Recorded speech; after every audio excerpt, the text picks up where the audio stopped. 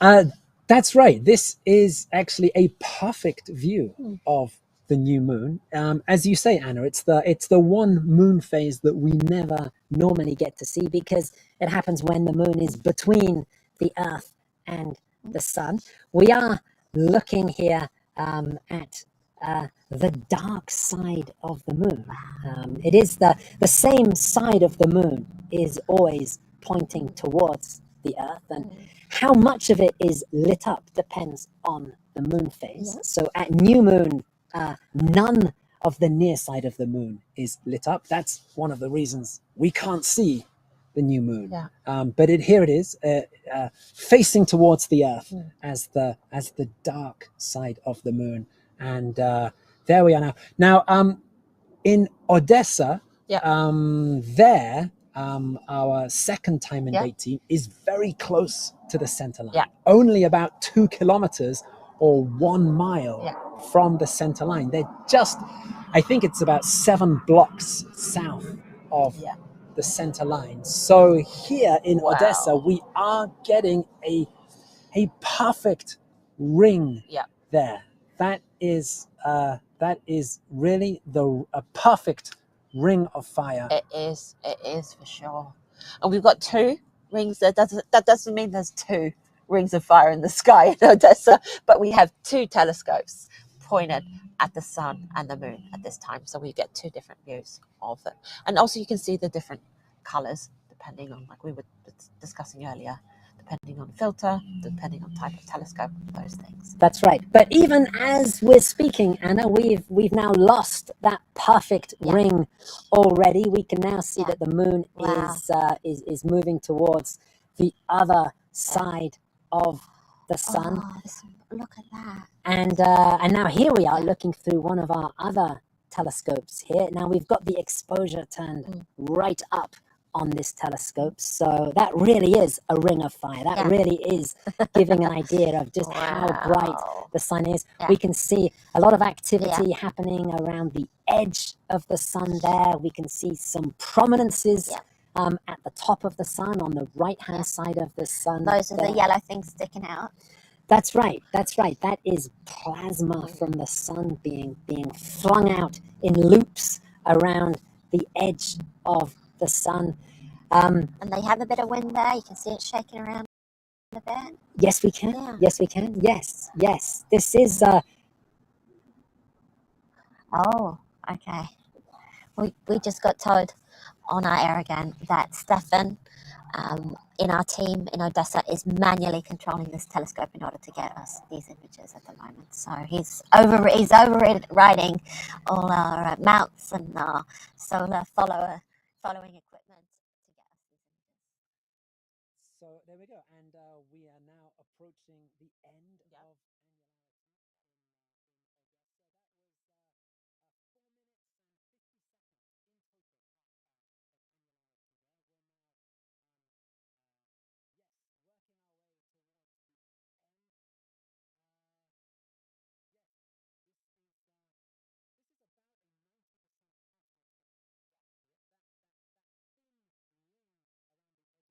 That is about 10% of the sun's disk that is left unexposed during annularity. This is my cue. Eclipse glasses. 10% sunlight doesn't sound like a lot. Absolutely. Now, I think at the bottom of the screen there now, beads. as the leading edge of the moon starts to break that ring, we're seeing the ring break up into small beads of light. That is Bailey's beads. That's because the edge of the moon is not a perfectly smooth circle. We have these valleys on the edge of the moon. So there, as the ring is being broken, and we can still see along the horns of the sun as the moon moves across the sun, we can see that there's little blobs of light and darkness in the pointy edges of the sun there. Again, that is Bailey's beads. Valleys on the edge of the moon, which are giving us this effect. We've got planes flying overhead. I think they've been out observing this eclipse. We've still got some dogs barking away in the neighborhood here. Yeah. I'm not sure how noisy they are Yeah. on the feed. Yeah. A bit of chatter from the birds as well. Yeah. Here in Roswell, the light is starting to come back. Yeah. Just in the last few minutes since annularity ended here, we've seen the light levels start to increase here. And yes, there in Odessa, we are back into the second partial phase of the eclipse as the moon now starts to move off the face of the sun and uncover it once more. So we're going to put our eclipse glasses on. We're going to sneak around the corner and have a look. We're actually at an eclipse location, so we're going to take a look with our own eyes, aren't we? That's correct. Yes. And meanwhile, still to come, Yeah. our timeline on the left of the screen there, the dot is moving its way down the timeline. So we've had annularity in Oregon and in Nevada and Utah, New Mexico, annularity now working its way across Texas.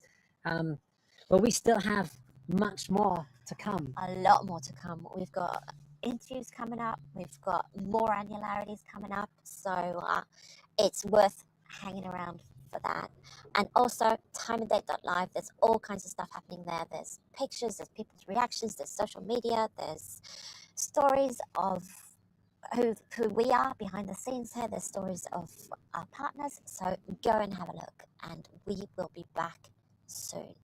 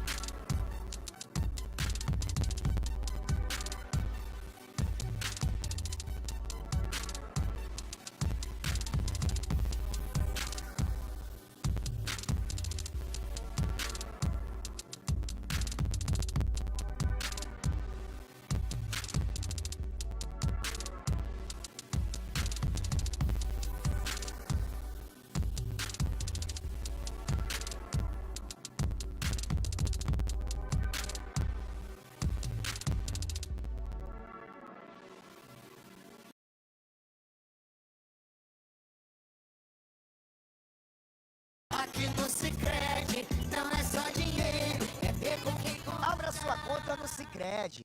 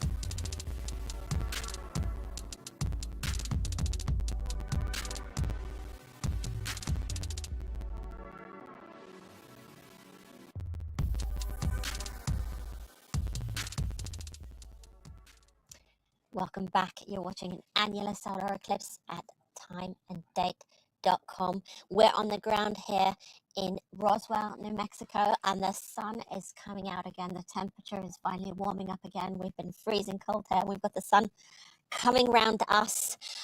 We've been watching some beautiful annularities. Our friend Robin Higdon and her team from Exploratorium captured an annularity awesomely there from Nevada and Utah. And we've also had 2 rounds of annularity up here on our big screen from our own team from Roswell, New Mexico, and then Odessa, Texas. We observed some beautiful Bailey speeds there from Odessa. Stefan adjusting his telescope so that we could capture that and some beautiful prominences. So it's been gorgeous. And Graham, what's happening on our live map? Okay, so the state of play with the eclipse worldwide, we can see on our timeline on the left-hand side of the screen that annularity has finished in the United States, and we are heading towards the global maximum point of this eclipse. And on the right-hand side of the screen, just above us, Anna, we've now brought back our live map showing where the moon's antumbral shadow is right now. This is the small area of land which is experiencing annularity or the ring of fire right now. That's that small red dot in the middle of the screen. It's passed across North America. It's gone across the Gulf of Mexico. It's now over Mexico's Yucatan Peninsula, heading into Belize. Then it will go through Honduras, Nicaragua, and out into the Caribbean Sea. That will be the global maximum point. On the map, just below the map, we do have some data there showing where annularity is happening now. We've got west and north coordinates on the left, and on the right, we have the speed of the moon's shadow.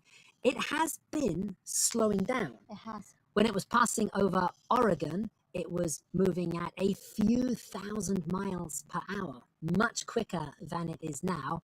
As we get towards the global maximum point of the eclipse, it gets to its slowest speed. Solar eclipses, they start somewhere in the world at sunrise.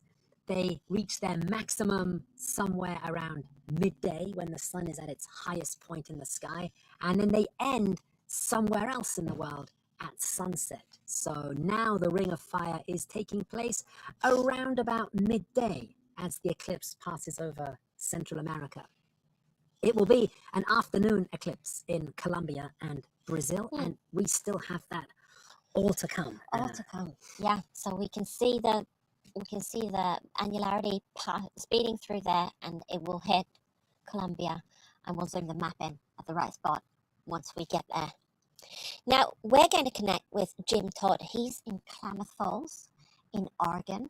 He was struggling behind the scenes to get the pictures up, and I'm hoping that he got to see the annularity for himself. Now, he's the director of the Oregon Museum of Science and Industry in Portland, Oregon, and he's at the Running Y Resort in Klamath Falls. They're hosting him there, so they've got a whole party going on in the background, we've been told.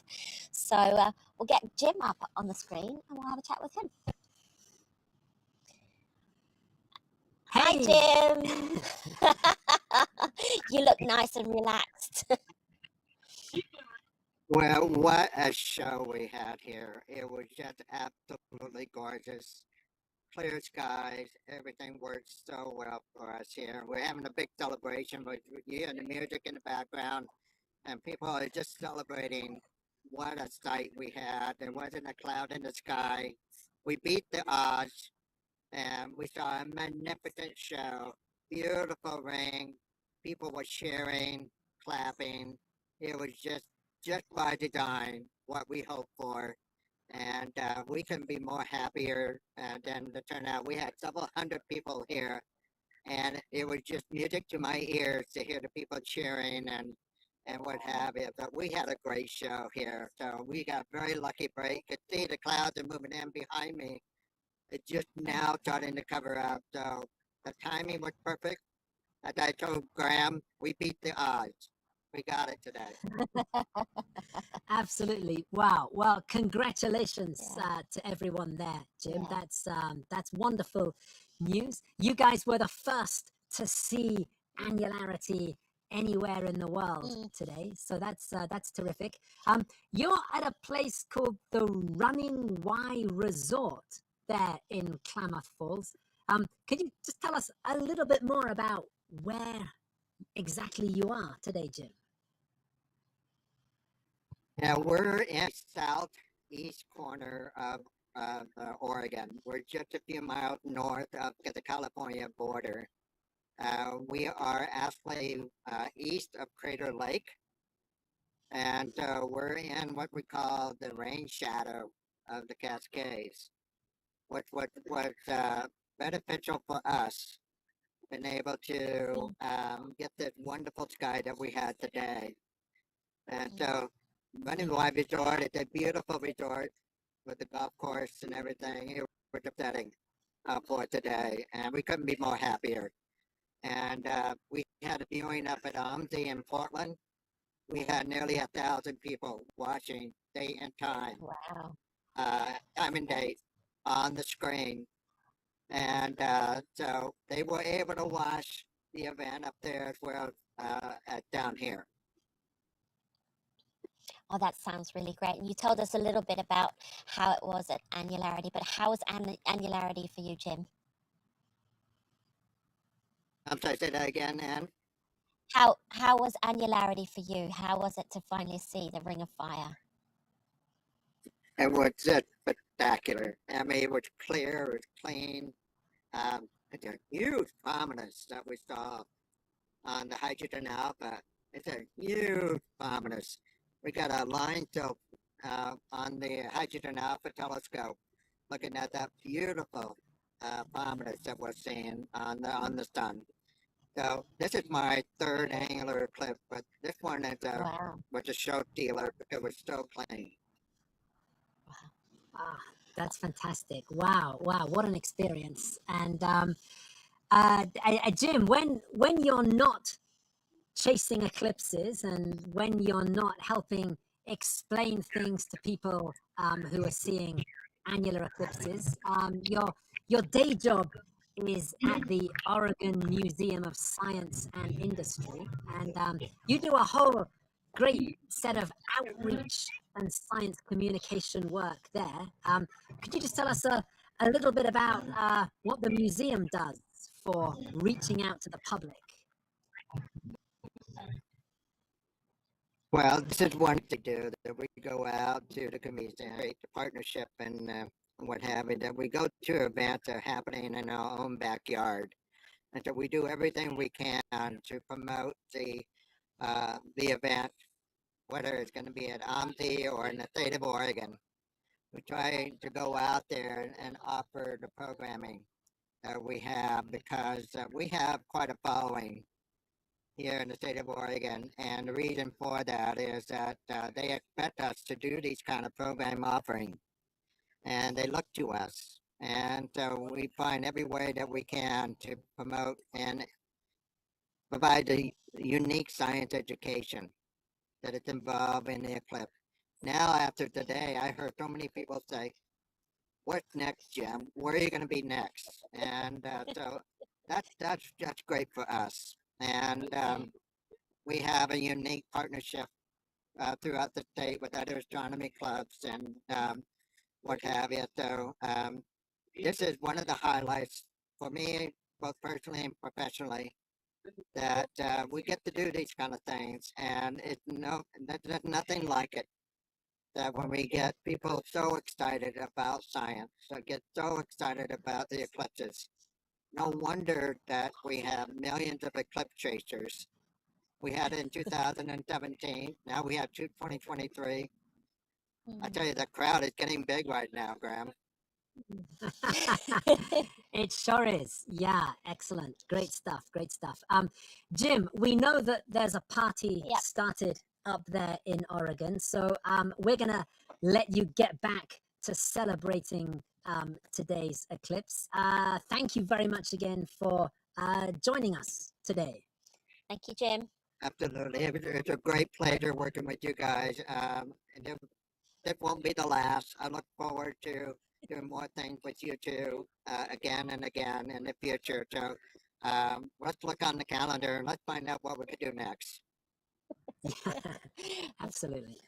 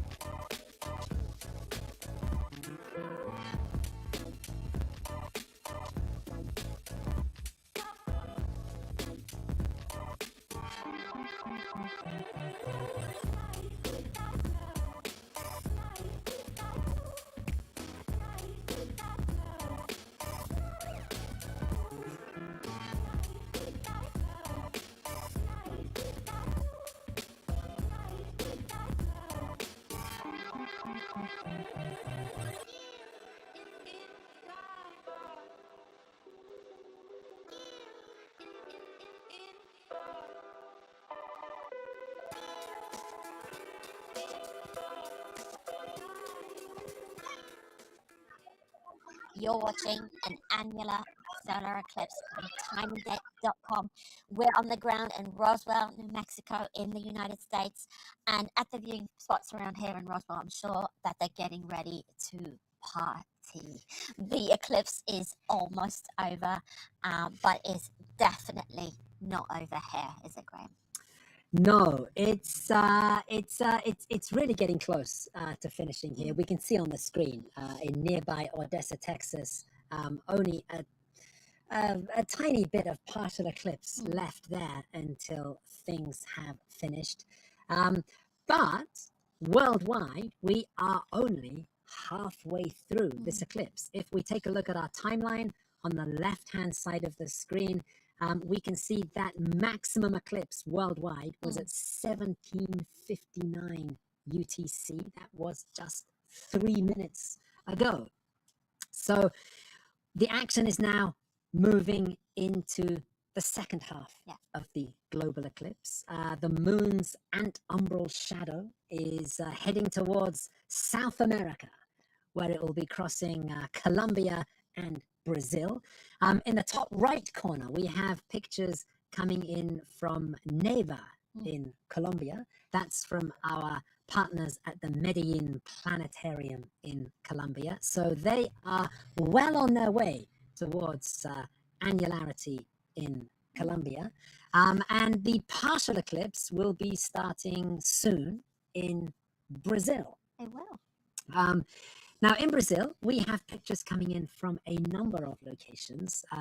We've been very fortunate to be able to collaborate with the National Observatory in Brazil, where there's been a fantastic team of people putting together all kinds of preparations for this eclipse. And we are going to go now and have a chat with one of the key organizers of their efforts. Coming to speak to us from Carnaúba dos Dantas in Brazil, we have Ricardo Ogando. Hi there, Graham. Hi, and how are things? Great to be here. Well, things are good. Yeah. Good Yeah, morning, wow. Good So- afternoon, and good night for now, for everyone around the world, right? Absolutely, wow! And you're there with quite a crowd, Ricardo. Oh yeah, people All are right. really excited around here to watch the eclipse. We're on top of the Monte do Galo, aka the Rooster Mount. It's a very important place here. It's a place of pilgrimage. Many Catholics come here to worship Our Lady of our victories, and so it's a beautiful place with a nice view of the horizon, and people are very excited to be able to watch the eclipse today, even though it's a bit cloudy. I mean, this is a pretty deserted place in Brazil, right? Pretty dry, and we are waiting for a miracle to just blow the clouds away. So where are you in Brazil, you and your colleagues today? So I'm here with Marcelo Domingues, a seasoned eclipse chaser. He's from the Astronomical Club of Brasilia. And so this is just one of the places in Brazil that is watching the eclipse, right? The National Observatory, or Observatório Nacional, as we call it, managed to organize a stream of observers all over the path of the annularity, right? So people in Amazonas state in cities like Tefe and Japurá. We have also people in Pará, in Canaã dos Carajás, in Piauí. It's another state. We have Picos and Floriano. We also have in Ceará, Juazeiro do Norte and Sobral. I mean, we sort of reenacting the 1919 Sobral eclipse, right? I mean, we came all the way from Observatório Nacional. We had this sort of expedition. We had to climb the hill. I was lucky enough to get a motorcycle, to hitchhike a motorcycle up here. Cars not allowed, but we had to carry all the equipment uphill. So we sort of reenacted the Sobral eclipse, and which was, of course, you all know about it. I mean, it was the key eclipse, along with the Prince Island, to validate the general relativity of Albert Einstein, right? But so I just, and also we have as long as Sobral, also Canaúba dos Dantas here in Rio Grande do Norte. Say hello, Canaúba dos Dantas.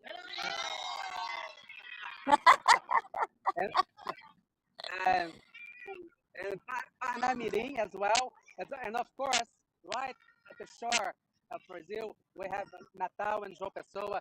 Josina, it's will be awaiting us at the end. Josina, which is really the key person organizing this major effort that really took over during the pandemic to have these lives and have people broadcasting from all over Brazil to present astronomy to people all over Brazil. I mean, Josina Nascimento from the National Observatory is really the key person organizing this. That's fantastic. That's fantastic. Yes, and yes, and thanks for mentioning that historic eclipse from 1919, where some very important scientific observations were made during a total solar eclipse in the area where you are now. That's terrific. And here we are, just over 100 years later, and you're about 20 minutes away from the start of the partial eclipse. Is everybody set up and ready to go? Well, Marcelo Domingues is, as you can see right here, he's trying to set his things up. We were challenged by the going uphill. So he's starting to set up, but from other places in Brazil, the people are ready to start observe. I mean, apart from any clouds that come in front of the telescope, people around here are also eager to get the glasses, the famous glasses, and start looking into the sun safely. And you've got lots of people around you, and that's what this is all about. What kind of outreach work does the National Observatory do on a daily basis? So the National Observatory, apart from being a research institute, right, in astronomy and geophysics, and also has a historical role in set up in the legal time in Brazil, right? I mean, that's what astronomers used to do in the past, right? But now they use atomic clocks, and so apart from that, it has a grad student program in both these areas, and but also has a very strong outreach. After all, astronomy is quite dear to people, right? And so we have this programs to really involve teachers, high school teachers, and into how to observe. They can land telescopes. It's a very important program. We also have what we call astro educators to give some sort of special formation to teachers. But this one that I just mentioned before, Céu em Sua Casa, which really took over during the pandemic, is these lives, right? Where we show events. The first one was pretty awesome. The occupation by the moon, the occupation of Mars by the moon. We even used our 100 years telescope at the observatory to observe it, and was the first huge success. tens of thousands of people, also then conjunctions, and of course, rebroadcasting time and date eclipses from all over the world where we could not reach. I mean, we would rebroadcast you and would be a huge success. And so it's a great honor. It's a great, I mean, it's amazing to be here and part of it and broadcasting back to you the eclipse. Well, it's an honor to have you guys on our show as well. We've really enjoyed all the preparations we've had with you and talking to you guys. And yeah, thank you so much, Ricardo. And we're going to let you try to set up the telescope there with Marcelo. So good luck with that. Absolutely. Yeah. Good luck to everyone in Brazil today. We really hope that you get some good skies for a view of this eclipse. Thank you so much for taking the time to have a quick chat with us, Ricardo. And yes, good luck to everyone. What is it? Here we are. We can see on the screen that here in the United States, things are nearly finished. So our attention is turning towards South America. And okay, there's everybody there about to... okay, eclipse will be starting there in a few minutes. So we are going to be back very soon with... we hope a lot of eclipse action from Colombia and Brazil. So don't forget to check out all our resources, all of our updates on timeanddate.live. Don't forget to subscribe to our YouTube channel, and we will be back with you very shortly.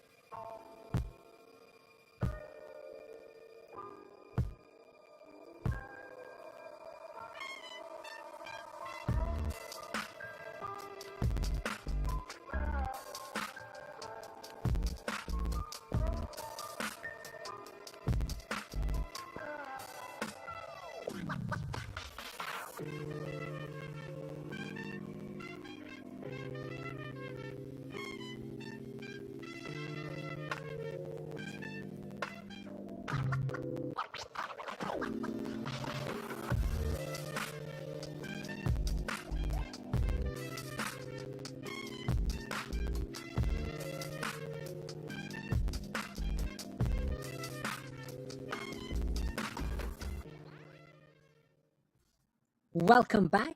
You are watching the annular solar eclipse of October 2023 here on Time and Date. Anna and I, we're here in Roswell, New Mexico, where everything has finished. We had a lot of luck today. We had some clear skies. We had great annularity, great ring of fire, and lots of people across North America got to see a spectacular annular eclipse this morning. The action has now shifted southwards. Annularity is now heading towards South America. We can see from our live eclipse map there above us that the moon's antumbral shadow, where the ring of fire is viewable, it is now just entering Colombia, Anna. Yeah, and we've got Neva, Colombia here up on the big screen, and if I didn't know better, it looks like a crescent moon, but it's not. It is the new moon eating its way across the sun there in Neva, Colombia. And if we're having a look at our timeline, I know we don't have Neva in there, but we do have Roldanillo, Colombia, and it's quite close. It's we've got our UTC time down here, so at 18:34 UTC, that's in math is always hard for me, 7 minutes. We will be enjoying annularity there on our main screen from Neva in Colombia. Annularity is going to be around 5 minutes, isn't it? It should be just a little over 5 minutes, around 5 minutes and 5 seconds. Wow, that's a lot. Yes, that's going to be the longest annularity we see today from our locations. Two reasons for that. Firstly, Neva is quite close to the global maximum point of this eclipse. We can see from our timeline on the left that the maximum eclipse worldwide, that came about half an hour ago over the Caribbean Sea. The moon's shadow does slow down around the global maximum point of the eclipse. But the other thing that is making a big difference to Neva is that it is quite close to the center line of this eclipse. It's about 23 kilometers, about 14 miles from the center line.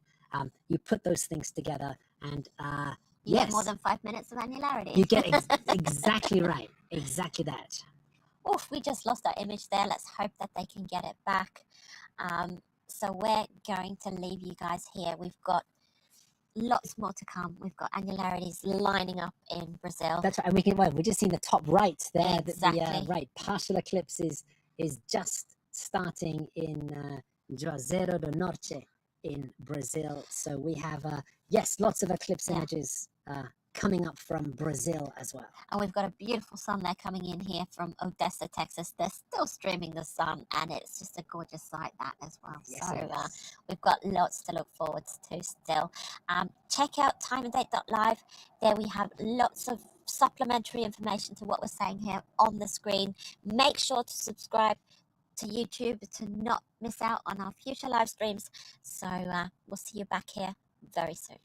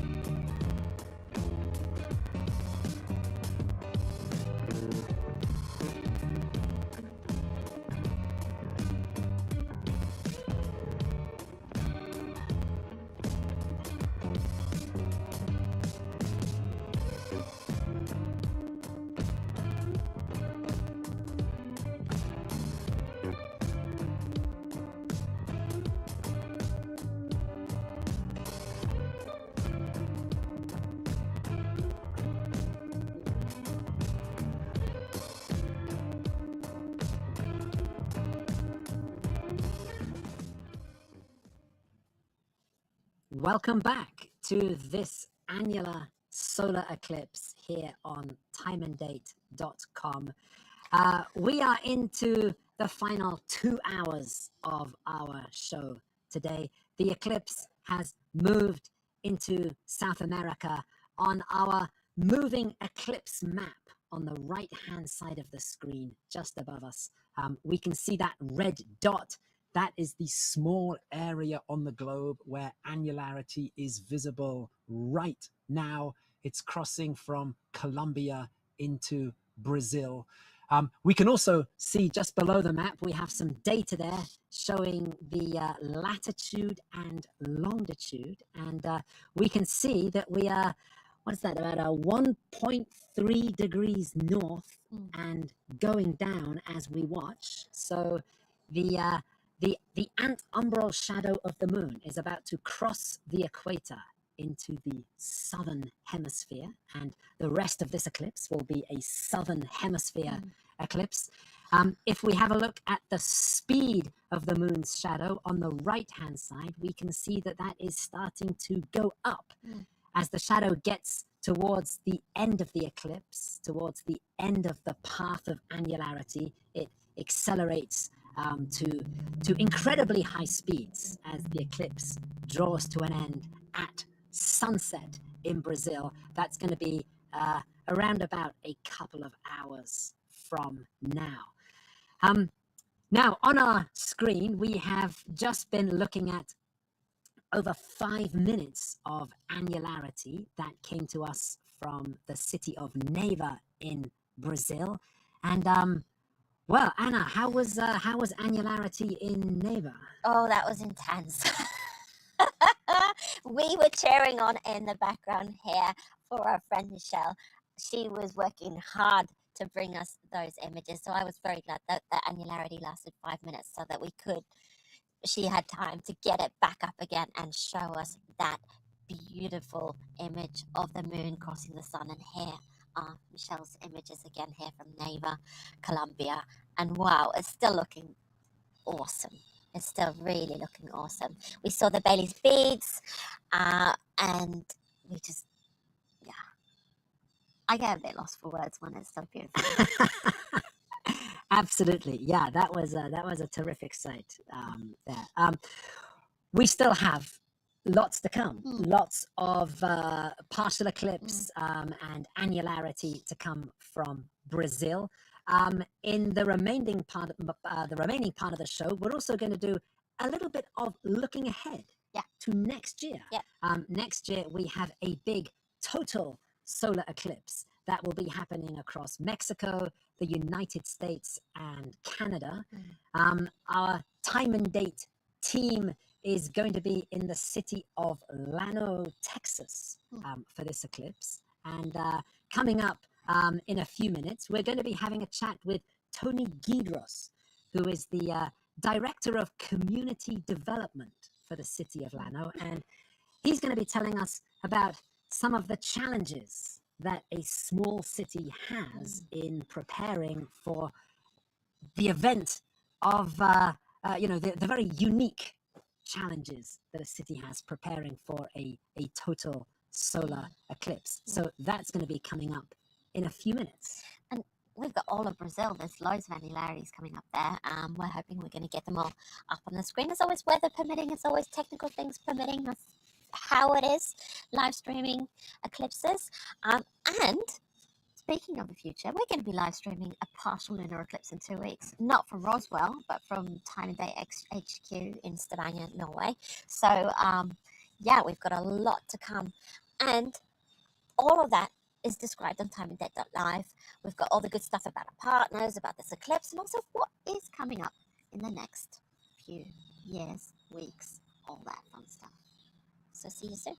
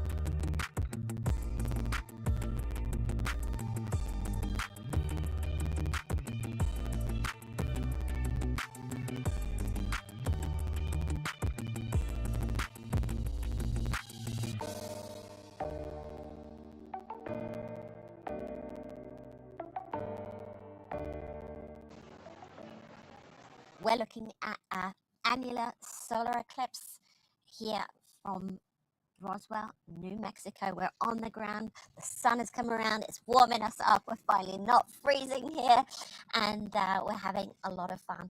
And we want to look a little bit ahead because we are going to go to Texas in April 2024 in Llano, Texas, in the US. Graham.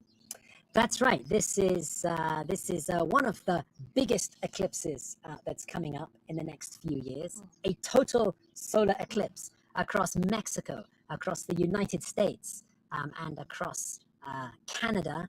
And as you say, Anna, the time and date team is going to be traveling to the city of Llano in Texas.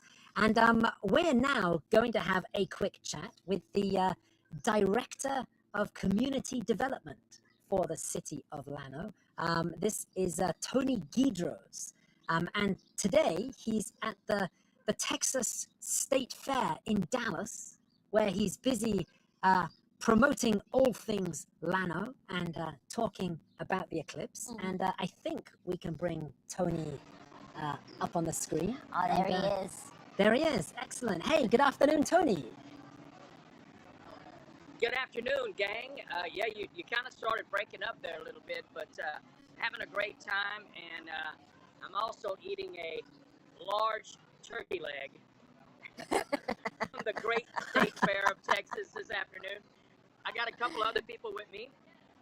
Let's see if I can show you. This is Kim Webb, and this is Rebecca Flint, and they are some assistants of mine at the Llano Visitor Center and Chamber of Commerce. They're absolutely wonderful. They treat everyone like a cousin they hadn't seen in 5 years. They love on everyone. And we're here, yes, at the Great State Fair of Texas. It's a wonderful time. And just to let you know, we brought about 500 goodie bags with us and gave that away in around 2 hours. And in an hour and a half's time, we had given away 800 pair of eclipse glasses. Wow. That's terrific. That's great work you're doing there today. Fantastic stuff. Absolutely. And Absolutely. hey, Tony, we want to just say firstly thank you very much for hosting time and date next year for the total solar eclipse. Well, it's absolutely our pleasure in Llano, Texas to have you. We're actually honored that you chose to be in Llano, Texas. We're going to have an amazing time. Just, earlier today was a very small sample of what people can expect from the eclipse. The annular is something that we're able to see quite often. The ring of fire is something that is rare, but eclipses, you've seen several throughout your life. But what's coming in April of 2024 is an amazing, once-in-a-lifetime event. And how are the preparations going? We've heard of some challenges that you've been having getting ready for the eclipse in 2024. Well, so we have emergency management teams that are working on several things. The city has also been working to secure everything for our locals, because we do expect a large influx of people to come, as Llano is directly in the path of totality for 2024. So we have a bridge that runs right through downtown. It's an iconic Inks Bridge, and that is a little bit of a concern of ours because it's always a high traffic area.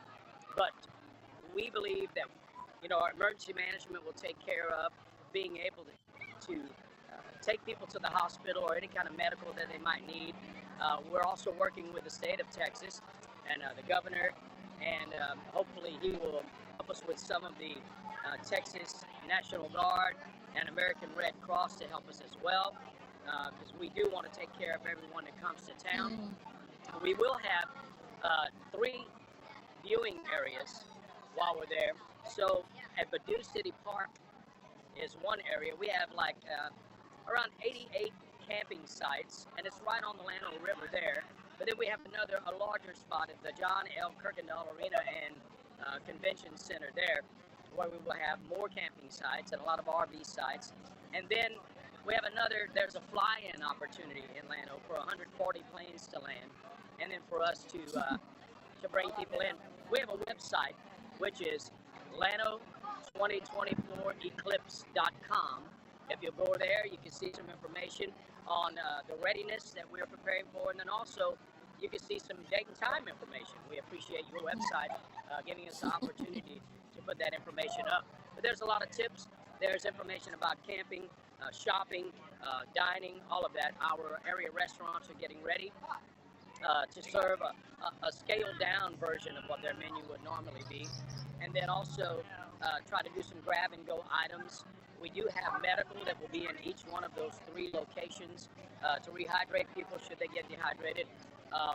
We also have food trailers that will be there, and just several other opportunities just to come and have fun as well. We want people to love Orlando, and we are You're absolutely really getting things about, going, Tony, huh? Yeah? Yes, Wow. we are very excited. Yeah. Very much so. Wow, that is a lot of work going Yeah. on to Yeah. prepare for the eclipse there. Well, Tony, we know that you're... another part of the festival. Okay. We'll also have the Lando Solar Fest, which is a kind of a 2-day music festival. We'll have 4 bands each day that will perform. Wow. And there'll also be some eclipse. Let's see, how would I say? There's a guy who does several planetarium presentations, but he's going to do some eclipse presentations. His name is Michael Albrecht. He is a scientist and geologist, so we'll have him there. And then we're hoping to also have Dawn Davies. She is an astronomer, come out and help us as well. So we believe it's going to be a wonderful time, and we're very Sounds excited like a to have wonderful time. you. We're happy to have you folks come and join us to broadcast live there as well. We're so happy and honored to have you. Well, that's fantastic. That's terrific stuff. And Tony, we know you're having a busy day there, so we're going to let you get back to things at the State Fair. Just quickly before you go, Let me show you. what kind of things are happening there today? Everything Texas. I got to show you this crowd.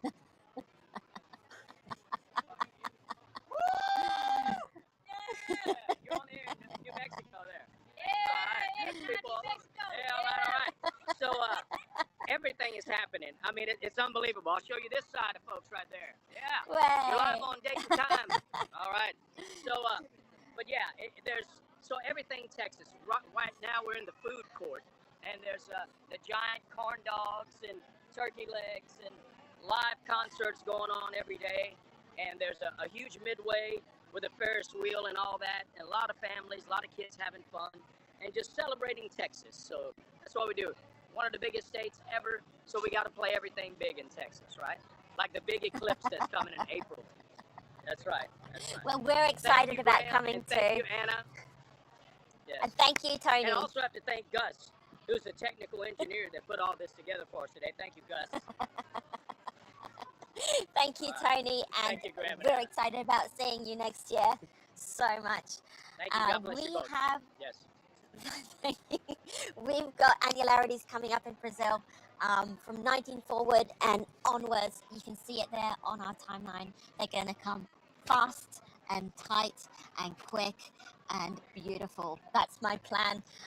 Go to timeanddate.live. There's going to be Eclipse goodness there. There's pictures, there's information, there's information about next year's eclipse, so it's going to be lots of fun. So join us soon for more Brazil.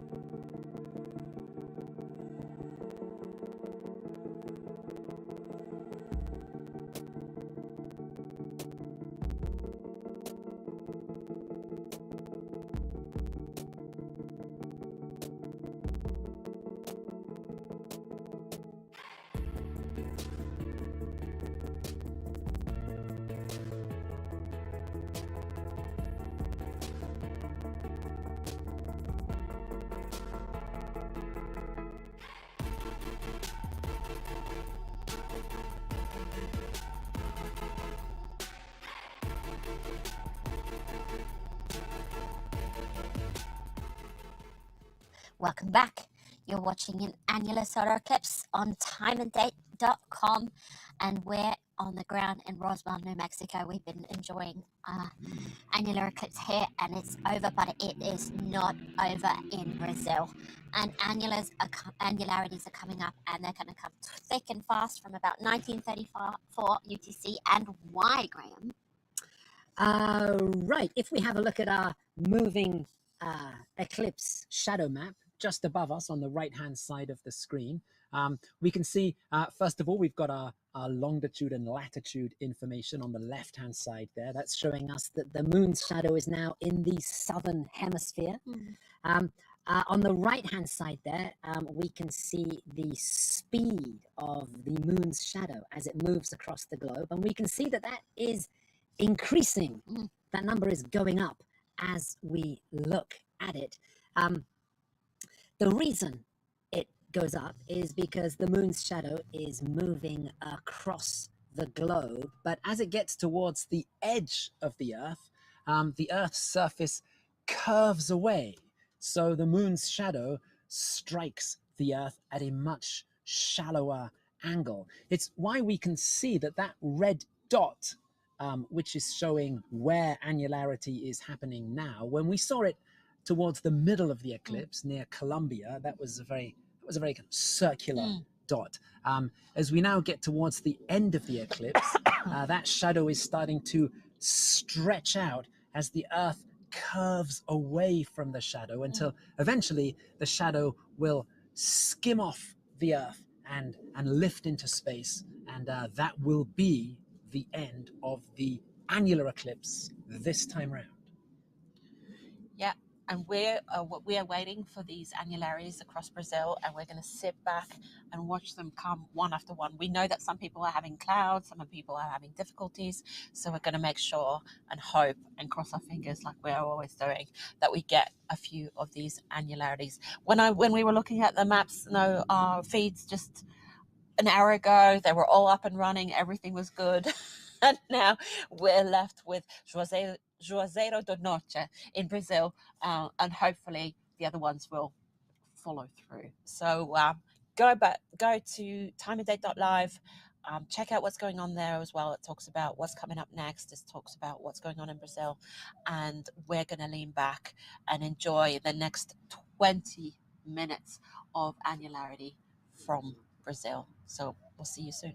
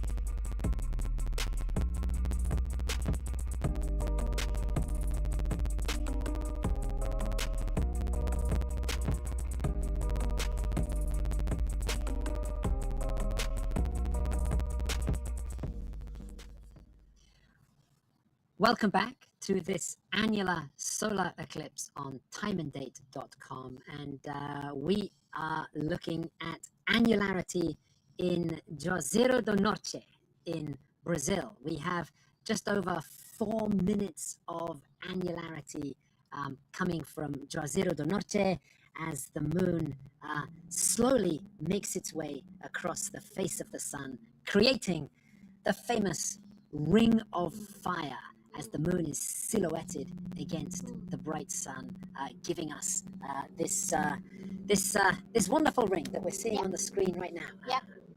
And we were lucky we had another annularity before that one. That's right. Just before this, we were looking at a beautiful annularity that came from Cana dos Carajás in Brazil. That image there, that came from the UFPA. That's a team from the Federal University of Para in Brazil, and they caught a beautiful annularity there. All these images from Brazil today are coming via the Observatorio Nacional, the National Observatory of Brazil, and they have done an amazing job lining up these teams across Brazil to capture these images. So yes, we are approaching the second half of annularity in Juazeiro do Norte. The eclipse is almost finishing worldwide, Anna. We can also see on our live eclipse map on the right. Funky. It is. The moon's shadow, that red area, which earlier in the eclipse was a very neat circle. It's now stretched out. Half of that umbral shadow is now in space. It's kind of skimming off the edge of the Earth. It's moving at a very high speed. We can see it's accelerating. It's around 7,500 kilometers per hour, 4,500 miles per hour. Those numbers are going up as we watch, as the moon's shadow slides off the edge of the curved Earth and heads off into space. And yes, annularity coming to an end in Juazeiro do Norte, and the ring is almost broken. I think it is broken now, Anna. And so that is the end of annularity there.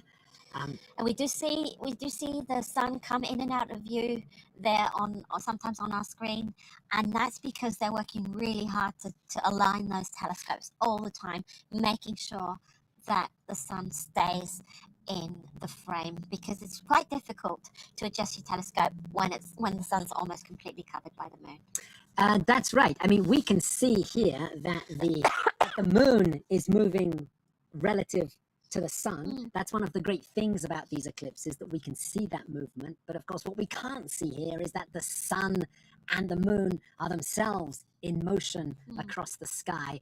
And keeping track of them is quite difficult, especially when there's very little sun for telescopes to latch onto and track. So yes, tracking eclipses around annularity is a difficult job.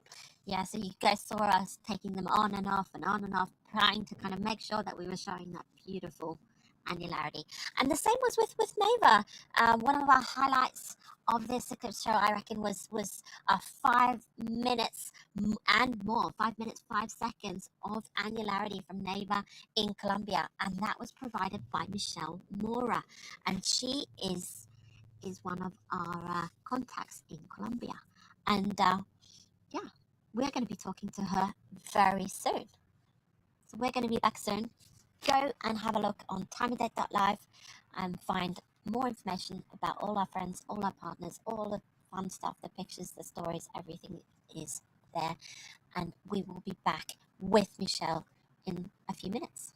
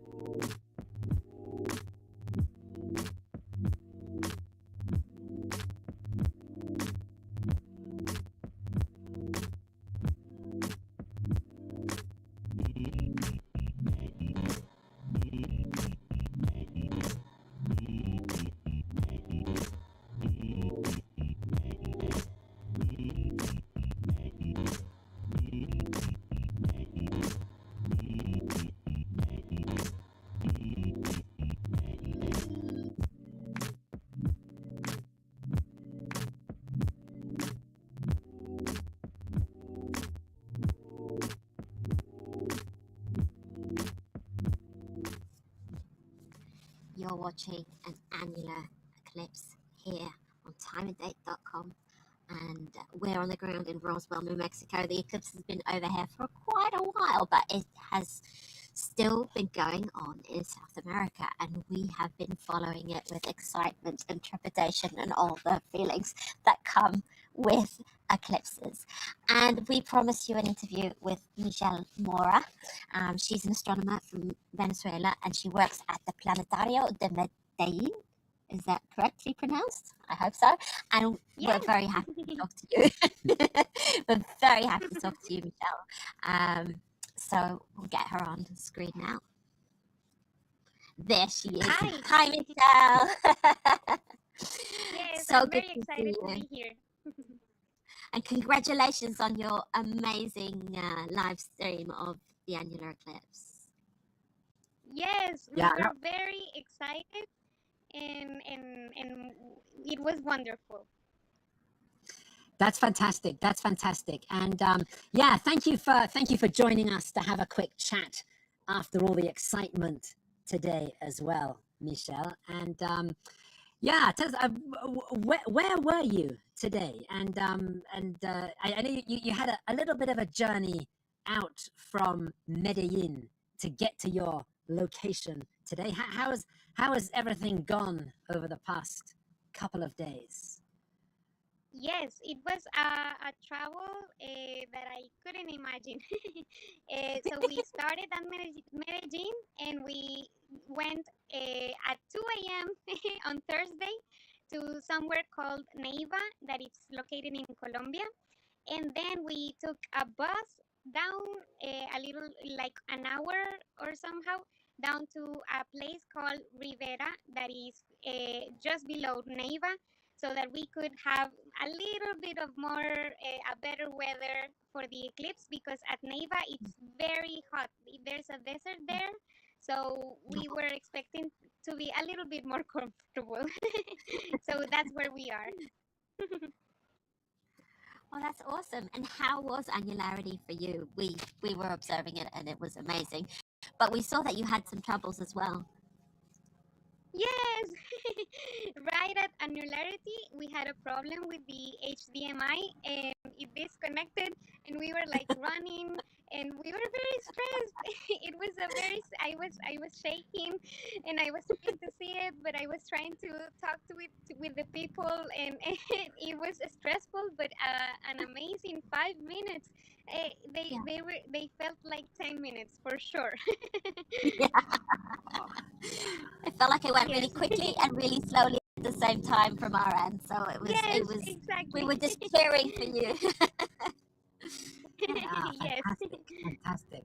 And Michelle, when you're not getting up at 2 o'clock in the morning and traveling to remote areas in Colombia to chase eclipses, you're part of the team at the planetarium in Medellin, and you do some amazing outreach work all the year round. Can you tell us a little bit about some of the activities that you do at the planetarium? Yes, thank you. Thank you for your words. So at the planetarium, I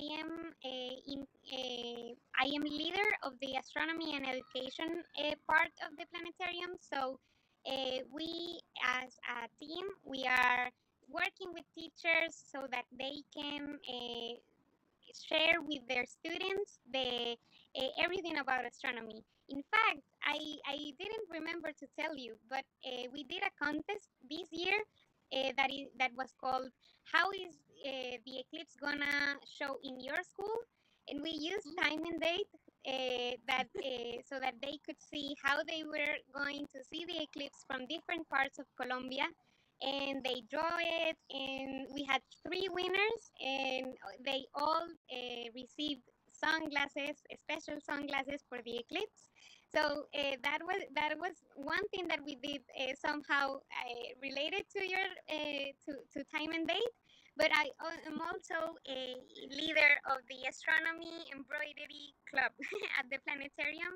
where we embroider everything about astronomy. We did constellations the first part of the year, and we are now working on an exhibit about women in astronomy. So it's very exciting, this work, and working with people and getting to meet people that are so invested emotionally and with time with astronomy.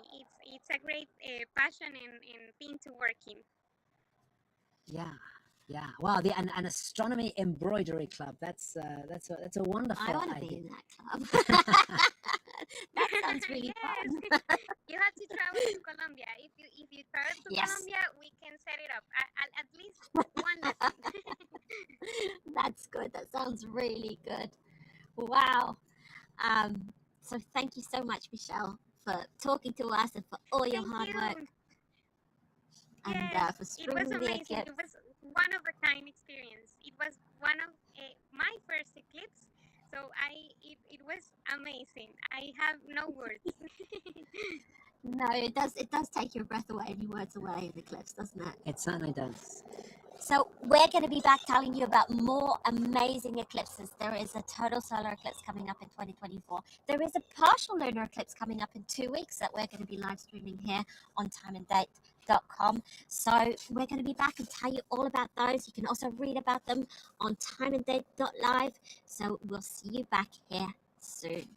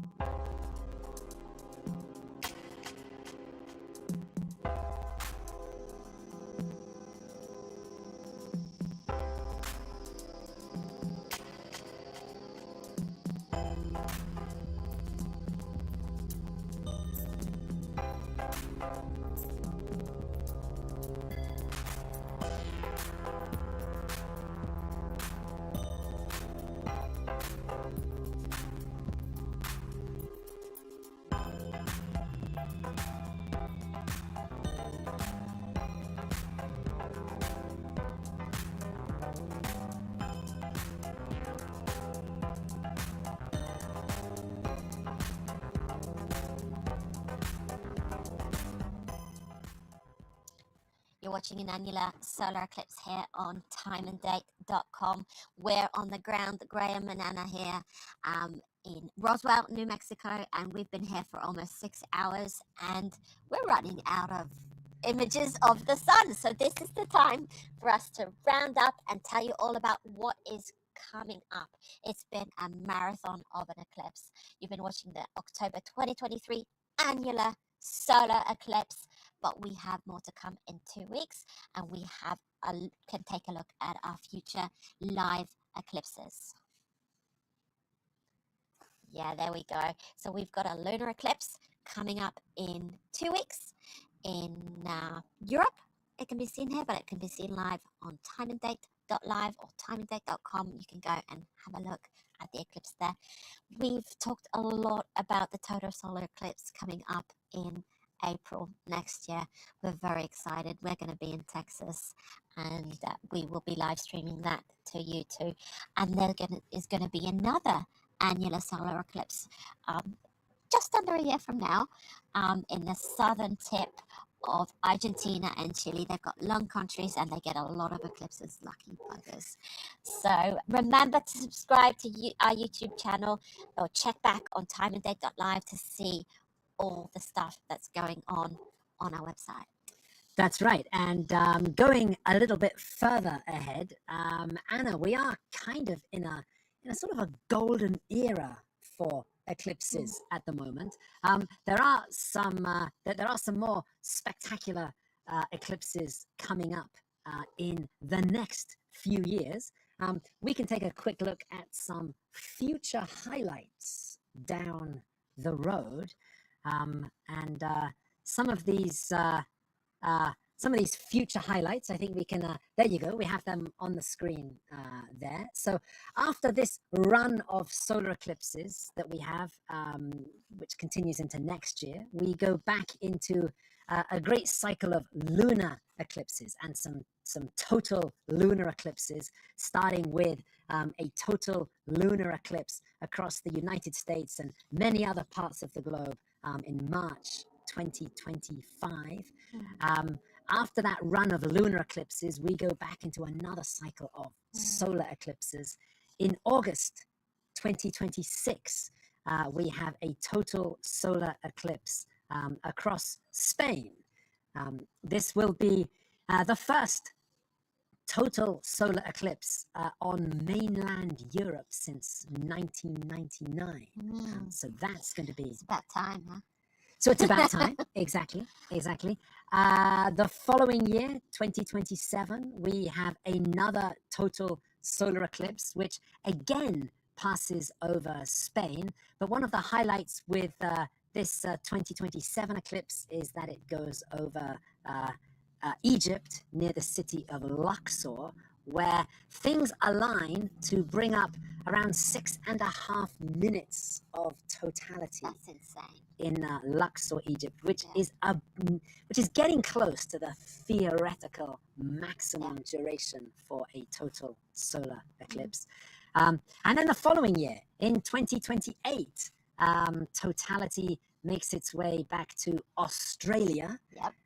We have a total solar eclipse that will cross the Australian continent, including the city of Sydney, which will have totality in 2028. So a totally eclipsed sun over Sydney Harbour. There are some great highlights coming up with eclipses. Yep. And we've come to that part of the program where we thank our amazing partners for letting us stream these wonderful eclipses to you. The ones happening now and the ones happening in the future.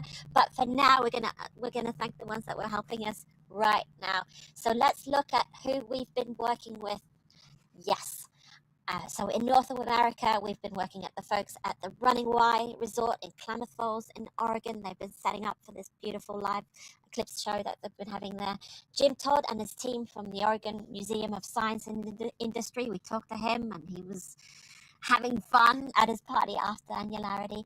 Gary Hawkins from the San Diego Astronomy Association, he gave us a partial eclipse from California.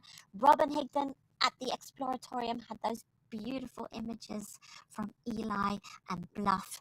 And Gene from the MSJP in Panama. We didn't use his feed at all. He was clouded out. So he's still on our thank you list here today.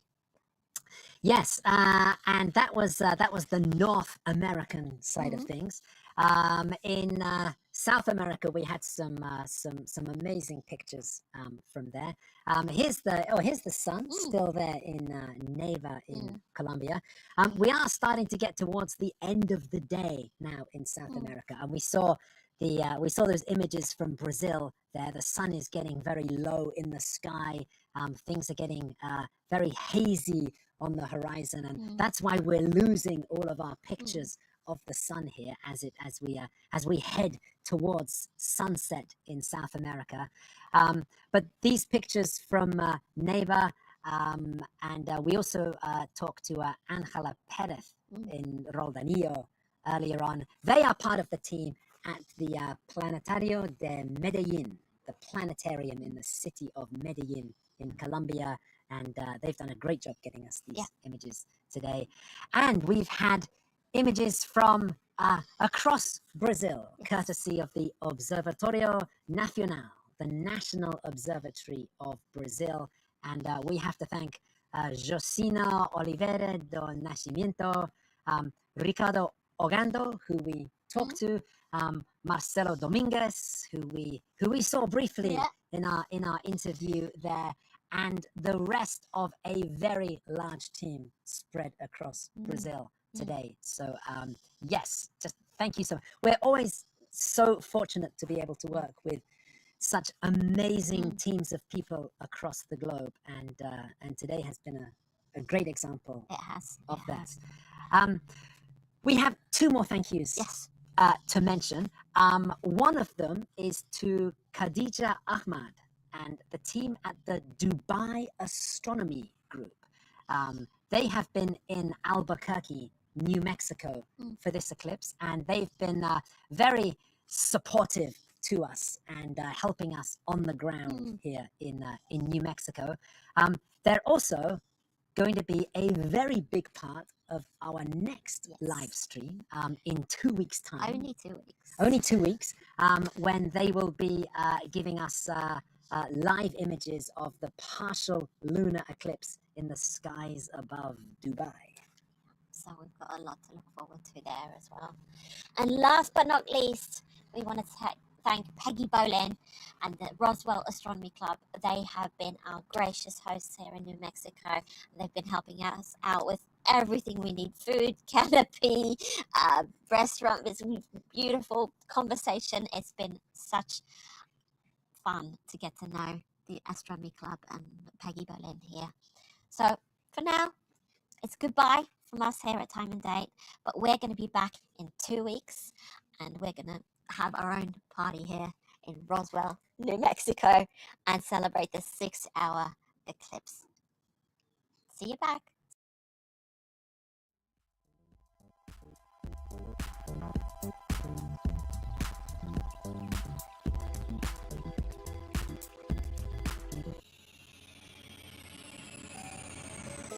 At Time and Date, we look up into the sky.